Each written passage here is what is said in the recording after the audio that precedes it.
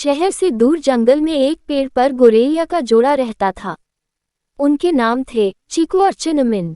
दोनों बहुत खुश रहते थे। सुबह सवेरे दोनों दाना चुगने के लिए निकल जाते। शाम होने पर अपने घोंसले में लौट जाते। कुछ समय बाद चिनमिन ने अंडे दिए। चीकू और चिनमिन की खुशी का ठिकाना नहीं रहा। दोनों ही बड़ी बेसब्री से अपने बच्चों के अंडों से बाहर निकलने का इंतजार करने लगे। अब चिनमिन अंडों को सेती थी और चीकू अकेला ही दाना चुनने के लिए जाता था। एक दिन एक हाथी धूप से बचने के लिए पेड़ के नीचे आ बैठा। मदमस्त होकर वह अपनी सूंड से उस पेड़ को हिलाने लगा। हिलाने से पेड़ की वह डाली टूट गई जिस पर चीकू और चिनमिन का घोंसला था। इस तरह घोंसले में रखे अंडे टूट गए। अपने टूटे अंडों को देखकर चिनमिन जोरों से रोने लगी। उसके रोने की आवाज सुनकर चीकू और चिनमिन का दोस्त भोलू उसके पास आए और रोने का कारण पूछने लगे। चिनमिन से सारी बात सुनकर उन्हें बहुत दुख हुआ।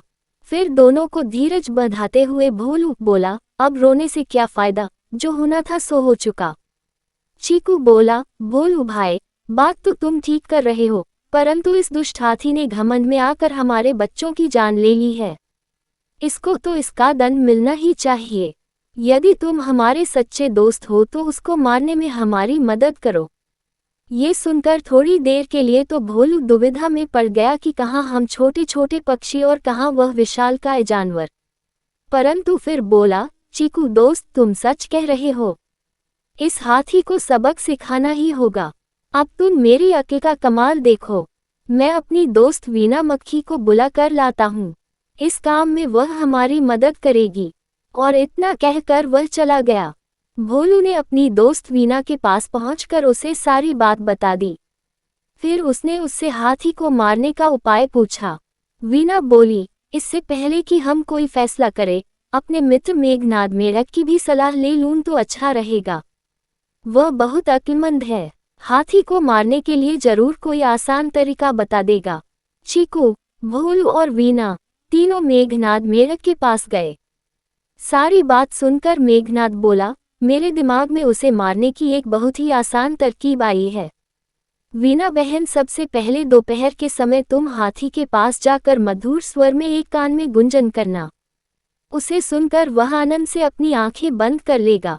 उसी समय भोलू अपनी तीखी चोंच से उसकी दोनों आंखें फोड़ देगा। इस प्रकार अंधा होकर वह इधर उधर भटकेगा।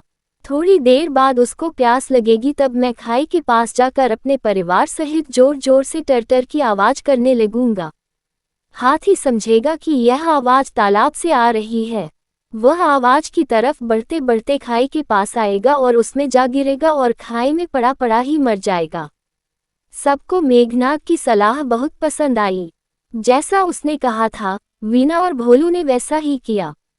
इस तरह छोटे छोटे जीवों ने मिलकर अपनी अक्ल से हाथी जैसे बड़े जीव को मार गिराया और फिर से प्यार से रहने लगे।